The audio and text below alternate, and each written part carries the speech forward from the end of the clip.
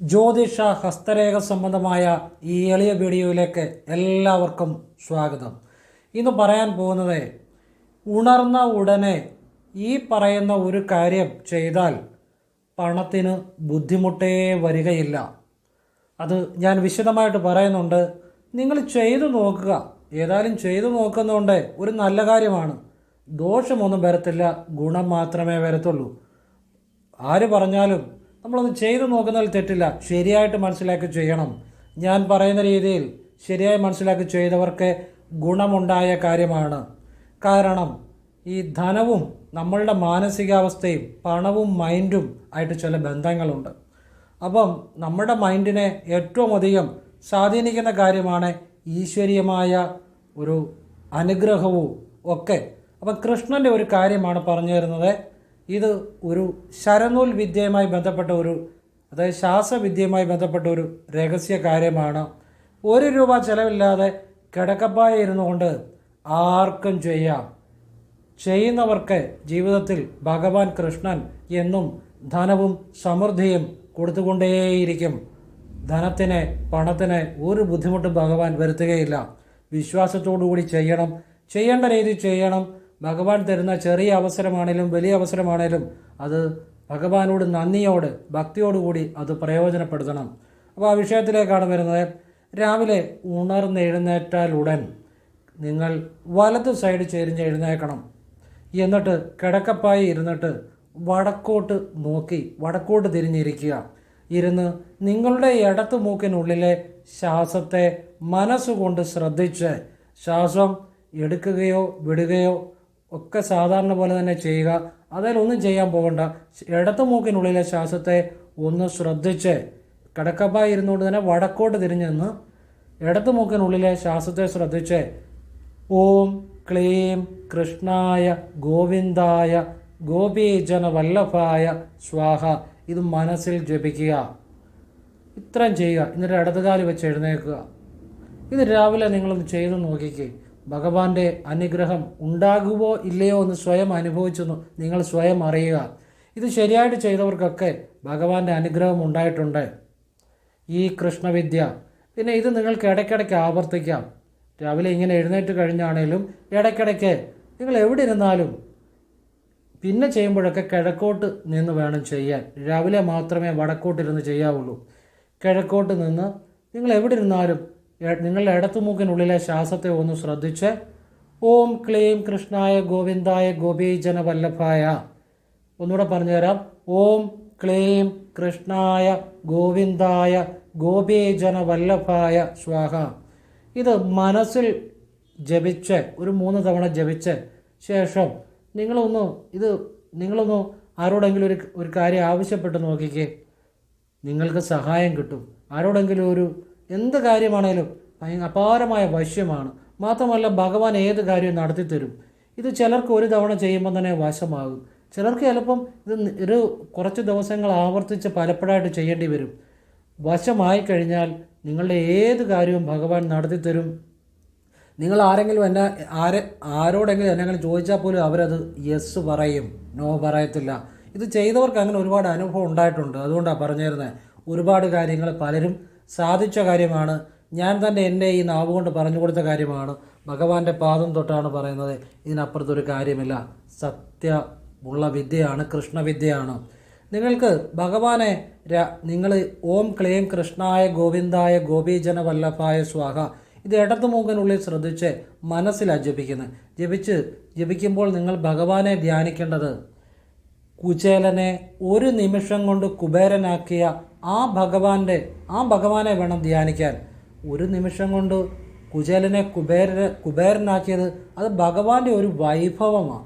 ആ വൈഭവത്തെ ആ ഒരു ഭഗവാന്റെ ഒരു ശക്തിയെ ചിന്തിച്ച് ഭക്തിയോടെ സന്തോഷത്തോടെ മനസ്സിൽ മറ്റു ചിന്തകളില്ലാതെ നിങ്ങൾ ഈ ഭഗവാനെ എന്നുള്ള മാത്രം ചിന്തയും ഭഗവാന്റെ ഈ ഒരു ഭാവവും കുചേലനെ കുബേരനാക്കിയ ഭഗവാന്റെ ആ ഭാവം അത് ചിന്തിച്ചുകൊണ്ട് നിങ്ങൾ ഇങ്ങനെ ചെയ്താൽ ഭഗവാന്റെ അനുഗ്രഹം നിങ്ങൾക്കുണ്ടാകും. നിങ്ങൾക്ക് ചെയ്തു നോക്കാം. ശരിയായിട്ട് ചെയ്തവർക്കൊക്കെ ഗുണമുണ്ടായ കാര്യമാണ്. അതുകൊണ്ടാണ് ഞാനത് പറയുന്നത്. അപ്പോൾ അത് ശരിയായിട്ട് ചെയ്താൽ നിങ്ങൾക്കും ആ ഫലം ഉണ്ടാകും, യാതൊരു സംശയവും വേണ്ട. ശരിയായിട്ട് ചെയ്തില്ലെങ്കിൽ ഒരു ഫലം ഉണ്ടാകത്തില്ല, വെറുതെ സമയം കളയാന്നുള്ളതേ ഉള്ളൂ. കാരണം ശരിയായിട്ട് ചെയ്തവർ ഒരുപാട് കാര്യങ്ങൾ നേടിയെടുത്തിട്ടുണ്ട്. ഞാൻ ഫലമുണ്ടായ കാര്യങ്ങളാണ് പറയുന്നതല്ല, അല്ലാതെ ഒരു കാര്യവും ഞാൻ ഇന്നേ വരെ പറഞ്ഞിട്ടില്ല. അപ്പം അത് ഇത്രയും വിശദമായിട്ട് പറഞ്ഞാൽ നിങ്ങൾക്ക് പ്രയോജനം ഉണ്ടാകാൻ വേണ്ടിയാണ്. നിങ്ങൾ രാവിലെ നമ്മളൊക്കെ നമ്മുടെ വീട്ടിൽ ഇപ്പം കക്കൂസിൽ അല്ലെ കുളിമുറിയിലോട്ട് കയറുമ്പോൾ ഈ പറയുന്ന ഒരു കാര്യം മാത്രം നിങ്ങൾ ശ്രദ്ധിച്ചൊന്ന് ചെയ്ത് നോക്കിക്കേ. ഇടതുകാല് വെച്ച് കയറുക, വലതുകാല് വെച്ച് ഇറങ്ങുക. ഇതെപ്പോഴും ഒന്ന് ശ്രദ്ധിച്ചോളുക. നമ്മൾ മിക്കവാറും ഈ തെറ്റിച്ചായിരിക്കും ചെയ്യുന്നത്. പക്ഷേ ഈ കാര്യം മാത്രം എപ്പോഴും ഒന്ന് ശ്രദ്ധിച്ച് കക്കൂസല്ലേ കുളിമുറിയിലോട്ട് കയറുമ്പം ഇടതുകാല് വെച്ച് കയറുക, ഇറങ്ങുമ്പം വലതുകാല് വെച്ച് ഇറങ്ങുക. ഇത് തന്നെ നിങ്ങൾ കൃത്യമായിട്ട് ശരിയായിട്ട് ഒന്ന് ചെയ്ത് നോക്കിക്കേ. നിങ്ങളുടെ ജീവിതത്തിൽ സമ്പത്തും ഐശ്വര്യവും സമാധാനവും സമൃദ്ധിയും ഉണ്ടാകും. ഇത് ശരനൂൽ രഹസ്യമാണ്, എന്ന് വെച്ചാൽ ശിവവിദ്യയാണ്. ഞാൻ ശിവവിദ്യ ചെയ്യുന്ന ആളാണ്.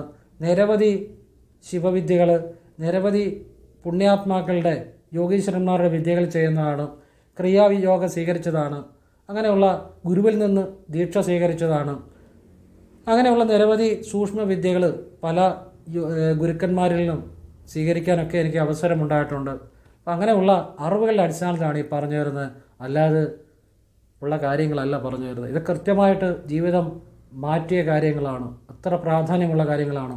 അപ്പോൾ നമ്മൾ വിചാരിക്കും ഇപ്പം ഈ ഇടതുകാല് വെച്ച് കുളിമുറിയിലും കക്കൂസിലും കയറുന്നു, വലതുകാല് വെച്ച് ഇറങ്ങുന്നു, ഇതൊരു ചെറിയ കാര്യമെന്ന് തോന്നും.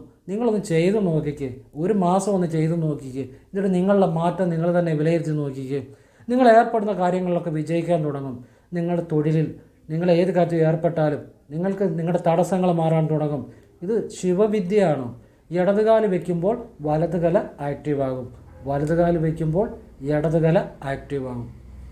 അപ്പോൾ അത് ആ ഒരു രഹസ്യമാണ്, ശരനൂൽ രഹസ്യമാണ്. അപ്പോൾ ഇങ്ങനെ പല രീതിയിലുള്ള കാര്യങ്ങളുണ്ട്. അപ്പം ഏറ്റവും പ്രധാനമായിട്ടുള്ള കാര്യം, ഒരു കാര്യം തന്നെ ശരിയായിട്ട് ചെയ്യുക എന്നുള്ളതാണ് ഏറ്റവും വലിയ ഇൻ്റലിജൻസ്. ഒരു കാര്യം ഇപ്പോൾ ഈ ഇടതുകാല് വെക്കുക, കുളിമുറിയിലെ ടോയ്ലറ്റിലേക്ക് കയറുമ്പോൾ ഇറങ്ങുമ്പോൾ വലതുകാല് വെക്കുക, ഇത് തന്നെ ഒന്ന് ശ്രദ്ധിച്ച് ചെയ്ത് നോക്കി. ഒരു കാര്യം തന്നെ ശരിയായിട്ട് ചെയ്യാൻ പറ്റുന്നതാണ് ഏറ്റവും വലിയ ഇൻ്റലിജൻസ്. നമ്മൾ ഈ പല കാര്യങ്ങളുടെ പുറകെ നടക്കുന്ന ഏറ്റവും വലിയ അബദ്ധം. ഒരു കാര്യം തന്നെ ഒന്ന് ശ്രദ്ധിച്ച് ചെയ്ത് നോക്കി, ജീവിതത്തിൽ നല്ല മാറ്റം വരും. ഇതൊക്കെ ഞാൻ അനുഭവങ്ങളുടെ അടിസ്ഥാനത്തിൽ പറയുന്ന കാര്യമാണ്. ഒരു 10 രൂപ പോലും തികച്ചെടുക്കാനില്ലാത്തവരെ സ്വന്തമായി ബിസിനസ് ചെയ്ത് ഈ പറഞ്ഞ കാര്യങ്ങൾ ചെയ്ത് ജീവിതത്തിൽ രക്ഷപ്പെട്ട ഒരുപാട് ആളുകളുണ്ട്. ആ അനുഭവങ്ങളുടെ അടിസ്ഥാനത്തിൽ അവരൊക്കെ ചെയ്ത ഇത്തരം വിദ്യകളാണ്, അതാണ് ഈ പറഞ്ഞു തരുന്നത്. ഇത് നിങ്ങൾക്ക് ഏതൊരാൾക്കും ചെയ്യാവുന്നതാണ്, 1 രൂപ ചിലവില്ലാതെ സ്വയം ചെയ്യാവുന്നതാണ്. ഇതുകൊണ്ട് നല്ലത് മാത്രമേ ഉണ്ടാകത്തുള്ളൂ, ഒരു ദോഷവും ഉണ്ടാകാത്ത കാര്യങ്ങളാണ്. നിങ്ങൾക്ക് ഏറ്റവും ജീവിതം മാറ്റുന്ന കാര്യങ്ങളാണ്. ഇങ്ങനെയുള്ള കാര്യങ്ങൾ അറിയുക, ഇത്തരം കാര്യങ്ങളാണ് ജീവിതം മാറ്റുന്നത്. അപ്പം അതുപോലെ തന്നെ നമ്മൾ ഏതൊരു കാര്യമാണെങ്കിലും ആവശ്യത്തിന് പഠിക്കുക. പിന്നെ നമ്മളുടെ ബുദ്ധിയും അനുഭവവും കൂടെ, നമ്മുടെ ബുദ്ധി അതിലുപയോഗിച്ച് അനുഭവങ്ങളുടെ അടിസ്ഥാനത്തിൽ നമുക്ക് മനസ്സിലാകുന്ന കാര്യങ്ങളുടെ അടിസ്ഥാനത്തിൽ ആ കാര്യത്തിൽ വിജയിക്കാൻ ശ്രമിക്കുക. ചില ആളുകളുണ്ട് ജീവിതകാലം മുഴുവൻ പഠിച്ചുകൊണ്ടിരിക്കും, അത് ഏറ്റവും വലിയ അബദ്ധമാണ്. ആവശ്യത്തിന് പഠിക്കുക, പിന്നെ നമ്മളുടെ ബുദ്ധി ഉപയോഗിച്ച് ആ കാര്യം ഭംഗിയായിട്ട് ചെയ്യുക എന്നുള്ളതാണ്. അതാണ് ഏറ്റവും വേണ്ട ഒരു കാര്യം. അല്ല ഒരുപാട് കാര്യങ്ങളുടെ പുറകെ നടക്കുക, ഒരുപാട് ജീവിതം മുഴുവൻ പഠിക്കുക, അതൊക്കെ അതുകൊണ്ടൊന്നും അല്ല, അതൊന്നും പ്രായോഗികതയല്ല. ഇപ്പം ഞാനീ പറയുന്ന കാര്യങ്ങൾ നിങ്ങൾ ആ ഓരോ കാര്യങ്ങൾ ശരിയായിട്ട് ചെയ്യാൻ ശ്രമിച്ചു നോക്കിക്ക്, നിങ്ങളുടെ ജീവിതത്തിൽ വിജയമുണ്ടാകും. എല്ലാം ഏർപ്പെടുന്ന കാര്യങ്ങളിലും വിജയിക്കും. മാത്രമല്ല ഒരാളോട് 10 പൈസ കടം പോലും ചോദിച്ചാൽ കിട്ടും. ഇങ്ങനെ ശാസ്ത്രത്തെ ഒന്നും അങ്ങനെ ചെയ്തവർക്ക് അനുഭവമുണ്ട്. എന്ന് വെച്ചാൽ എപ്പോഴും കടം ചോദിക്കണമെന്നൊന്നുമല്ല. നിങ്ങൾ തൊഴിൽ ചെയ്ത് സ്വന്തമായിട്ട് ധനം നൽകണേ ഭഗവാനെ എന്ന് പറയുക, ഭഗവാൻ ധനം നൽകും. നിങ്ങളുടെ ഏതൊരു കാര്യം ഭഗവാൻ നടത്തി തരും. അതിനുള്ള രഹസ്യമായ കൃഷ്ണവിദ്യയാണ് പറഞ്ഞു തന്നെ. അപ്പം ഈ പണവും മൈൻഡുമായിട്ട് ബന്ധമുണ്ട്, നിങ്ങളുടെ മാനസികാവസ്ഥയും ധനവുമായിട്ട് ബന്ധമുണ്ട്.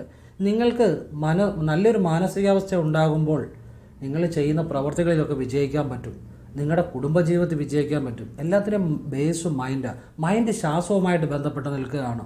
അപ്പോൾ അതെങ്ങനെ മൈൻഡ് ശ്വാസവുമായിട്ട് ബന്ധപ്പെട്ട് നിൽക്കുന്നത് നിങ്ങൾ തന്നെ നിരീക്ഷിച്ച് നോക്കുക. നിങ്ങൾക്ക് ദേഷ്യം വരുമ്പം ശ്വാസോച്ഛ്വാസം വളരെ സ്പീഡായിരിക്കും. നിങ്ങളൊരു ഒരു സമാധാനപരമായ ഒരു അന്തരീക്ഷത്തിൽ ശ്വാസം വളരെ സ്ലോ ആയിരിക്കും. പെട്ടെന്ന് പേടി വരുമ്പോൾ ശ്വാസം വളരെ സ്പീഡായിരിക്കും.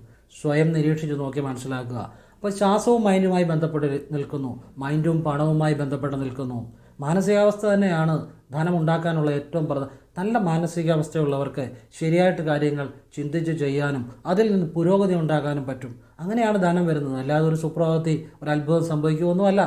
അപ്പോൾ ഇത്തരം കാര്യങ്ങൾ ജീവിതം അടിമുടി മാറ്റുന്ന കാര്യങ്ങളാണ്, നല്ലത് മാത്രം ജീവിതത്തിൽ ഉണ്ടാകുന്ന കാര്യങ്ങളാണ്. ഇത് മനസ്സിലാക്കുക.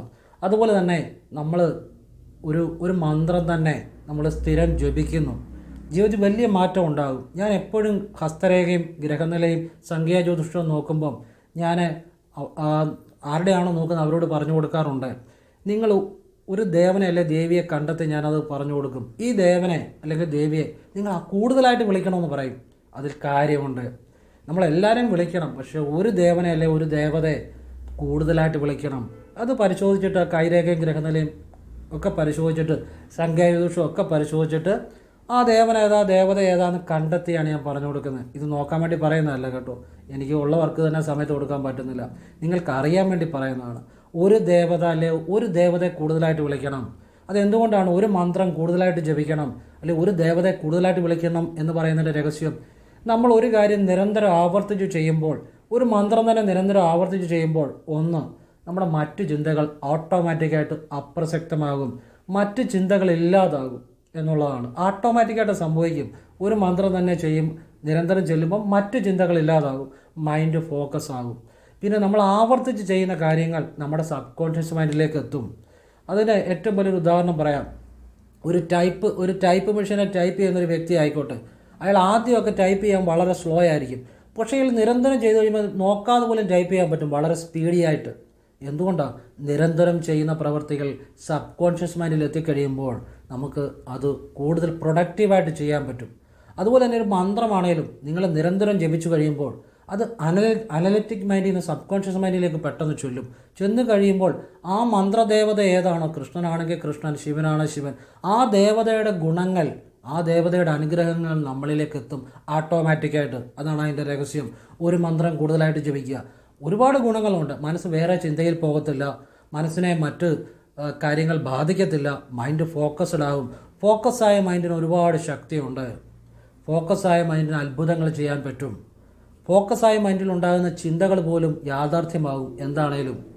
അപ്പം അതാണ് ജപം കൊണ്ട് നിങ്ങൾക്ക് മനസ്സിലാക്കി പ്രയോജനപ്പെടുത്തേണ്ട ഒരു കാര്യമാണ് ഞാൻ പറഞ്ഞു തന്നെ. ഇനി 2, ധ്യാനം കൊണ്ടുള്ള ഗുണം എന്താണ്? ധ്യാനം എന്ന് പറഞ്ഞാൽ ലയിച്ചിരിക്കുക. എങ്ങനെ ലയിച്ചിരിക്കണം? ഒരു പാത്രത്തിനകത്ത് വെള്ളമെടുത്തിട്ട് അതിൽ കല്ലുപ്പിട്ടാൽ ആ ഉപ്പും വെള്ളവുമായിട്ട് എങ്ങനെ വേർപെടുത്താനാകാത്ത രീതിയിൽ ലയിച്ചിരിക്കുന്നോ അതുപോലെ ലയിച്ചിരിക്കാൻ സാധിക്കണം സ്വന്തം ഉള്ളിൽ ലയിക്കാൻ, സ്വന്തം ഉള്ളിൽ ശ്രദ്ധിക്കാൻ സാധിച്ചാൽ നമുക്ക് വെളിയിൽ ഏത് വസ്തുവിലും നമുക്ക് പൂർണ്ണമായിട്ട് ശ്രദ്ധ കൊടുക്കാനും അതിലെ ശ്രദ്ധയോടുകൂടി ഏതൊരു കാര്യം ചെയ്ത് വിജയിക്കാനും സാധിക്കും. നമ്മുടെ ഉള്ളിൽ നമ്മൾ ശ്രദ്ധിക്കാൻ പഠിച്ചാൽ അതാണ് അതിൻ്റെ ഒരു പ്രധാന രഹസ്യം. അപ്പം ധ്യാനം നമ്മൾ മറ്റു ചിന്തകളില്ലാതെ നമ്മുടെ ഉള്ളിൽ ശ്രദ്ധിക്കാൻ പഠിക്കുക. അപ്പോഴാണ് നമുക്ക് ഏറ്റവും കൂടുതൽ മൈൻഡ്ഫുൾനെസ് കിട്ടുന്നത്. നമ്മൾ ആ നിമിഷത്തിലാകും, പാസ്റ്റും ഫ്യൂച്ചറും കട്ടാകും. നമ്മൾ ആ നിമിഷത്തിൽ ലയിച്ചിരിക്കാൻ പഠിക്കുക. അങ്ങനെ ആ നിമിഷത്തിൽ ലയിച്ചിരിക്കാൻ സാധിക്കുന്നത് തന്നെയാണ് ഈശ്വരാനുഭവം. ഞാനതിനെ ശിവാനുഭവം എന്ന് പറയും. നിങ്ങൾക്ക് ഇഷ്ടമുള്ള രീതിയിൽ നിങ്ങൾക്ക് വിളിക്കാം. അപ്പം ധ്യാനവും നമ്മുടെ പ്രൊഡക്ടിവിറ്റി കൂട്ടും, നമ്മുടെ ജീവിതത്തിൽ മാറ്റം വരുത്തും. ഇനിയും ദാനം നമ്മൾ സന്തോഷത്തോടെ പൂർണ്ണ മനസ്സോടെ നമ്മുടെ ഉള്ളതിൽ നിന്നും ദാനം കൊടുക്കുമ്പോൾ നമ്മുടെ ഹൃദയശുദ്ധി ഉണ്ടാകും. വേറെ എന്ത് ചെയ്താലും ആ ഹൃദയശുദ്ധി കിട്ടത്തില്ല, ആ ഒരു അനുഭവം കിട്ടത്തില്ല. ആ ദാനത്തിലൂടെ മാത്രമേ കിട്ടത്തുള്ളൂ. അപ്പം പൂർണ്ണ മനസ്സോടെ പൂർണ്ണ സന്തോഷത്തോടെ യാതൊന്നും ആഗ്രഹിക്കാതെ ഉള്ളതിൽ നിന്നും, നമ്മളുടെ അധ്വാനത്തിൽ നിന്നും, നമ്മുടെ വിയർപ്പ് തുള്ളിയുടെ അംശത്തിൽ നിന്നും, ഉള്ളതിൽ നിന്നും ഒരു വിഹിതം സന്തോഷത്തോടെ ഒരു ദാനം കൊടുക്കുമ്പം ഹൃദയശുദ്ധി ഉണ്ടാകും. ആ ഹൃദയശുദ്ധി അത് ഈശ്വരൻ തന്നെയാണ്. അത് നമ്മളുടെ ജീവിതത്തിൽ പ്രപഞ്ചബോധവുമായിട്ട് കണക്റ്റ് ആകാനും നമ്മുടെ ജീവിതത്തിലേക്ക് അബൻഡൻസിനെ, സമൃദ്ധിയെ അട്രാക്റ്റ് ചെയ്യാൻ പറ്റും. ഞാൻ ആ ബോധത്തെ ശിവബോധം എന്നാണ് ഞാൻ പറയുന്നത്. ഞാൻ ആ ബോധമാണ് പലപ്പോഴും, ആ ബോധത്തിലാണ് ലയിച്ചിരിക്കുന്നത്. പലപ്പോഴും ആ ഉള്ളിലുള്ള ആ ബോധം ശുദ്ധബോധമാണ്, അത് സത്യബോധമാണ്. അത് നിങ്ങളുടെ ഉള്ളിലും ദാനം ചെയ്യുന്ന വഴി ഉണ്ടാകും. അപ്പം ജപം, അതുപോലെ ധ്യാനം, അതുപോലെ ദാനം, 3 കാര്യം പറഞ്ഞു. 4-മത്തെ കാര്യം ആണ് പറയാൻ പോകുന്നത്. വിശ്വാസം. വിശ്വാസത്തോടു കൂടി ഒരു കാര്യം ചെയ്താലേ ഫലമുണ്ടാകത്തുള്ളൂ. അല്ല ഇപ്പം ഞാൻ ക്രിയായോഗം എൻ്റെ ഗുരുവിൽ നിന്ന് സ്വീകരിച്ചു. അപ്പോൾ എൻ്റെ ഗുരു എനിക്ക് പറഞ്ഞു തരുന്നത് ഇന്ന ഇന്ന ചക്രങ്ങളിൽ ശ്രദ്ധിച്ച് ഭാവനയോടുകൂടി നീ ചെയ്യണം. പ്രത്യേക രീതിയിലുള്ള ശ്വസന രീതിയാണ്. അത് ഗുരുവിൽ നിന്ന് പഠിക്കേണ്ടതാണ്. അപ്പോൾ ഞാൻ ആ സങ്കല്പത്തിൽ ചെയ്താലേ എനിക്ക് ബലം ഉണ്ടാകത്തുള്ളൂ. അല്ലാതെ ഗുരുവിൽ നിന്ന് സ്വീകരിച്ചെന്ന് പറഞ്ഞിട്ടോ ചെയ്തെന്ന് പറഞ്ഞിട്ടോ ബലം ഉണ്ടാകത്തില്ല. അല്ലാതെ ആ വിദ്യയെ കുറ്റം പറഞ്ഞിട്ടോ കാര്യമില്ല. നമ്മൾ വിശ്വാസത്തോടു കൂടി ചെയ്യണം. വിശ്വാസത്തോടു കൂടി ഇപ്പം നമ്മൾ ഒരു വഴിപാട് ചെയ്യുന്നു, ഞാൻ വിശ്വാസത്തോടു കൂടിയാണ് ചെയ്യുന്നതെന്ന് പറഞ്ഞുകൊണ്ട് നടന്നാലും വിശ്വാസമാകത്തില്ല. നമ്മൾ ആ വഴിപാട് ചെയ്ത് കഴിഞ്ഞ് പിന്നെ അതിനെക്കുറിച്ച് ചിന്തിക്കാതിരിക്കുക. അതിനെക്കുറിച്ച് ചിന്തിക്കുമ്പോൾ അത് വിശ്വാസം ഇല്ലാത്തതുകൊണ്ടാണ്. പറഞ്ഞാൽ മനസ്സിലായില്ലേ? പിന്നെ അതിനെക്കുറിച്ച് എന്ത് പറയുന്നത് അത് സംശയം ഉള്ളതുകൊണ്ടാണ്. അത് അങ്ങ് മറക്കുക. അതെന്തുകൊണ്ടാണ്? വിശ്വാസം ഉള്ളതുകൊണ്ടാണ്. അങ്ങനെയുള്ള വിശ്വാസം മാർക്കണ്ഡേയന് മരണത്തിൽ പോലും ശിവഭഗവാനോടുണ്ടായിരുന്ന വിശ്വാസം, ആ വിശ്വാസത്തിന് അത്ഭുതങ്ങൾ ചെയ്യാൻ പറ്റും. ആ വിശ്വാസമാണ് വേണ്ടത്. പറഞ്ഞ് മനസ്സിലാകുന്നുണ്ടോ? അപ്പം 4ാമത്തെ കാര്യമാണ് വിശ്വാസം. ഇനിയും 5ാമത്തെ കാര്യമാണ് ത്രാടകം. ഇത് ഒരുപാട് പറഞ്ഞിട്ടുള്ള ഒരു കാര്യമാണ് ത്രാടകം. ത്രാടകം എന്ന് വെച്ചാൽ നിങ്ങൾ ഒരു മെഴുകുതിരി കത്തിച്ച് അല്ലെങ്കിൽ ഒരു ദീപനാളം കത്തിച്ച് നിങ്ങൾ രാവിലെ നിങ്ങൾ ആ മെഴുകുതിരിയുടെ അല്ലെ ഏതും ആയിക്കോട്ടെ, ഒരു വിളക്കായിക്കോട്ടെ, ആ ദീപനാളത്തെ നിങ്ങളുടെ ശ്രദ്ധിച്ചിരിക്കുക, കണ്ണുകൊണ്ട് നോക്കിയിരിക്കുക. എന്നിട്ട് നോക്കുമ്പോൾ നിങ്ങളുടെ ശ്രദ്ധ വേറെ എങ്ങും ആകരുത്, ആ മെഴുകുതിരിയുടെ നാളത്തിലായിരിക്കണം. അത് നിങ്ങളുടെ കണ്ണിൻ്റെ നേരെ വരത്തക്ക രീതിയിൽ സെറ്റ് ചെയ്യണം. അതിൻ്റെ മെഴുകുതിരിയുടെ ആ നാളത്തിൻ്റെ ചൂട് നിങ്ങൾക്ക് ഏൽക്കാത്ത രീതിയിൽ കംഫോർട്ടായിട്ട് നിങ്ങൾക്ക് നല്ലൊരു സുഖകരമായ രീതിയിൽ നിങ്ങൾ ആ മെഴുകുതിരി നിങ്ങളുടെ മുന്നിൽ വെക്കുക, ആ ദൂരത്തിൽ വെക്കുക. നിങ്ങൾക്ക് അതിൻ്റെ ഒരു തീയാ ചേക്കാത്ത രീതിയിൽ അല്ലെങ്കിൽ അസ്വസ്ഥ ഉണ്ടാകാത്ത രീതിയിൽ നിങ്ങൾ അകലം ക്രമീകരിക്കുക. എന്നിട്ട് ആ മെഴുകുതിരി നാളത്തെ നോക്കി ഓം നമ ശിവായ എന്ന് വാഗോണ്ട് ഉച്ചരിച്ച് ജപിക്കുക ഒരു തവണ. അതിനുശേഷം മനസ്സിൽ ശിവായ നമ ജപിക്കുക. ഇത് മെഴുകുതിരിയെ നോക്കി നിങ്ങൾ ആവർത്തിച്ച് ചെയ്യുക. അഗസ്ത്യരുടെ രഹസ്യമായ ശിവവിദ്യയാണ്. അപ്പോൾ ഇതൊക്കെ ചെയ്യുന്നതുകൊണ്ടുള്ള ഗുണം എന്നാണെന്നറിയോ? മൈൻഡ് ഫോക്കസ് ആകും. നമ്മൾ ആ മെഴുകുതിരി നാളത്തെ അങ്ങോട്ട് ശ്രദ്ധിക്കുമ്പം അവിടെ നിന്നൊരു ഫോഴ്സ് ഇങ്ങോട്ട് വരും. അത് നമ്മുടെ ആജ്ഞയെ ഉണർത്തുമെന്നുള്ളതാണ്. അത് ദിവസവും ചെയ്ത് കഴിയുമ്പോഴാണ് നമുക്ക് നമ്മുടെ ആജ്ഞാചക്രത്തിൽ അതിൻ്റെ ഒരു പ്രതിഫലനം ഉണ്ടാകും. നമ്മുടെ ചിന്തകൾ വളരെ ഷാർപ്പാകും. നമുക്ക് വിൽ പവർ ഉണ്ടാകും. നമ്മൾ ഏത് കാര്യവും ഏർപ്പെടുന്ന കാര്യങ്ങളിൽ വിജയിക്കാൻ നമ്മൾ തുടങ്ങും. നമ്മുടെ മൈൻഡ് ഷാർപ്പാകും. നിങ്ങൾ ചെയ്തു നോക്കുക. അപ്പോൾ ഇത് ഒക്കെയാണ്, ഇത്തരം കാര്യങ്ങളാണ് ജീവിതം മാറ്റുന്നത്. അപ്പോൾ ഇത് നിങ്ങൾക്ക് പ്രയോജനം ഉണ്ടാകാൻ വേണ്ടിയാണ് ഞാൻ പറയുന്നത്. നമ്മൾ ഏത് ഒരു കാര്യമാണേലും, ഇപ്പോൾ എനിക്ക് എൻ്റെ ഗുരുനാഥൻ ക്രിയായോഗ തന്നു. അപ്പം എനിക്ക് വിദ്യ തന്ന എൻ്റെ ഗുരു തന്നെയാണ്. പിന്നത്തെ ഗുരു എന്ന് പറഞ്ഞാൽ ആരാന്നറിയാമോ? എനിക്കുണ്ടാകുന്ന അനുഭവങ്ങൾ. ആ അനുഭവങ്ങളാണ് പിന്നത്തെ ഗുരുനാഥൻ ഗുരു തന്നെ. ആ ഗുരുനാഥൻ എപ്പോഴും സ്മരിക്കുന്നു. അതോടൊപ്പം പിന്നെ ഉണ്ടാകുന്ന എൻ്റെ അനുഭവങ്ങൾ എൻ്റെ പിന്നത്തെ ഗുരുക്കന്മാരാണ്. അതറിയുന്നവനാണ് മുന്നോട്ട് പോകുന്നത്. അതറിയുന്നവനാണ് പുതിയ അനുഭവങ്ങൾ ഉണ്ടാകുന്നത്. പറഞ്ഞാൽ മനസ്സിലാകുന്നുണ്ടോ? അങ്ങനെ ഓരോ കാര്യത്തെയും പഠിക്കാൻ ശ്രമിക്കണം. അങ്ങനെ ഓരോ കാര്യത്തെയും കാണാൻ ശ്രമിക്കണം. അപ്പോഴാണ് ജീവിതം മാറുന്നത്. അപ്പോൾ ഇത്രയും കാര്യങ്ങൾ നിങ്ങൾക്ക് ഗുണം തരുന്ന കാര്യങ്ങളാണ്. ജീവിതത്തിൽ മാറ്റമുണ്ടാകുന്ന കാര്യങ്ങളാണ്. ജീവിതം അടിമുടി മാറ്റുന്ന കാര്യങ്ങളാണ്. ഏതൊരാളുടെ ജീവിതത്തിലും ചലനം സൃഷ്ടിക്കുന്ന കാര്യങ്ങളാണ്. ഇതൊക്കെ നമ്മളിപ്പോൾ ക്ഷേത്രത്തിൽ പോകുന്നു. ക്ഷേത്രത്തിൽ പോകുമ്പോൾ നമ്മൾ ദേവനെ അല്ലെ ദേവിയെ നോക്കി തൊഴുന്നു. അതൊരു ചൈതന്യമാണ് അല്ലേ? ഒരു ബിംബത്തിൽ പരമാത്മ ചൈതന്യം ധൂപദീപഗന്ധ ജലഗന്ധ പുഷ്പങ്ങൾ, ധൂപദീപ ജലഗന്ധ പുഷ്പങ്ങൾ പഞ്ചഭൂതങ്ങളെ പ്രതിനിധീകരിച്ച് അവ കൊണ്ട് ചൈതന്യപ്പെടുത്തിയ പരമാത്മ സ്വരൂപമാണ് ആ വിഗ്രഹത്തിലുള്ളത്. അത് ആചാര്യന്മാർ മഹർഷീശ്വരന്മാർ ചെയ്ത് വച്ചിരിക്കുന്ന കാര്യങ്ങളാണ്. നമ്മളവിടെ പോയി തൊഴുന്നു. അവിടെ പോയി തൊഴുമ്പോൾ ആദ്യം വേണ്ട കാര്യം എന്നാണെന്നറിയോ? വിശ്വാസം. ആ ചൈതന്യത്തിലുള്ള വിശ്വാസം. നമ്മൾ പലതവണ പോകുമ്പോൾ ആ ദേവതയുമായി മാനസികമായി അടുക്കും. അപ്പം തൊട്ടാണ് നമ്മുടെ ജീവിതം മാറാൻ തുടങ്ങുന്നത്. നമ്മൾ മാനസികമായിട്ട് അകന്നു വന്നാൽ ഒരിക്കലും നമുക്ക് ആ അനുഗ്രഹം വേണ്ട രീതിയിൽ കിട്ടത്തില്ല. പലതവണ നമ്മൾ പോകുമ്പോൾ അതുകൊണ്ട് ആവർത്തിച്ച് വെള്ളിയാഴ്ചകൾ തോറും ഇങ്ങനെ ഒരു കണക്കിൽ ആവർത്തിച്ച് ആ ദേവതയെ ദർശനം നടത്തണമെന്ന് പറയുന്നത്. ഏത് ദേവതയുമായിക്കോട്ടെ, ഞാനൊരു ഉദാഹരണം പറഞ്ഞതേ ഉള്ളൂ. ആ ദേവതയായിട്ട് അപ്പോൾ നമുക്ക് മാനസികമായിട്ടൊരു അടുപ്പമുണ്ടാകും. ആ മാനസികമായിട്ട് അടുപ്പമുണ്ടാകുമ്പോഴാണ് നമ്മളുടെ ജീവിതത്തിൽ ആ ദേവതയുടെ അനുഗ്രഹങ്ങളെ അല്ലെ ആ ദേവതയുടെ ഗുണങ്ങളെ നമ്മളിലേക്ക് വരുന്നത്. അല്ലാതെ നമ്മൾ എത്ര ക്ഷേത്രത്തിൽ പോയെന്ന് പറഞ്ഞാലും മാനസികമായിട്ട് ആ ദേവതയെ ഒരു ഭക്തിയോടെ സ്നേഹത്തോടെ വിളിച്ച് നമ്മൾ പലപ്പോഴായിട്ട് ദർശനം ചെയ്ത് വിശ്വസിച്ച് ആ തൊഴുമ്പോഴാണ് ആ വിശ്വാസത്തിൽ നിന്നാണ് മാനസികമായ ഒരു ഐക്യമുണ്ടാകുന്നത്. അപ്പോൾ വിശ്വാസം വളരെ പ്രാധാന്യമുള്ള കാര്യമാണ്. ഞാൻ വിശ്വസിക്കുന്നു എന്ന് പറഞ്ഞിരുന്നവർ പലരും പല കാര്യം വിശ്വസിക്കാത്തവരാണ്. കാരണം വിശ്വസിക്കുന്നവൻ പറയത്തില്ല. എന്തിനാ പറയുന്നത്?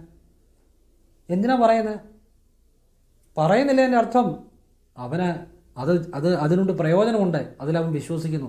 ഈ വിശ്വസിക്കുന്നു എന്ന് പറഞ്ഞു നടക്കുന്ന പലരും അത് മറ്റുള്ളവരെ കേൾപ്പിക്കാൻ വേണ്ടിയാണ്. ഞാൻ മനസ്സിലാക്കിയൊരു കാര്യം അങ്ങനെ. ശരിക്കും അനുഭവമുള്ളവരെ അല്ലെ വിശ്വാസമുള്ളവരെ ഒന്നും പറയാറില്ല, അവർ ചെയ്യാറേ ഉള്ളൂ. എന്നാൽ വിശ്വാസമുണ്ടെന്ന് വരുത്തി തീർക്കുന്നവരാണ് പറഞ്ഞുകൊണ്ട് കിടക്കുന്നത്.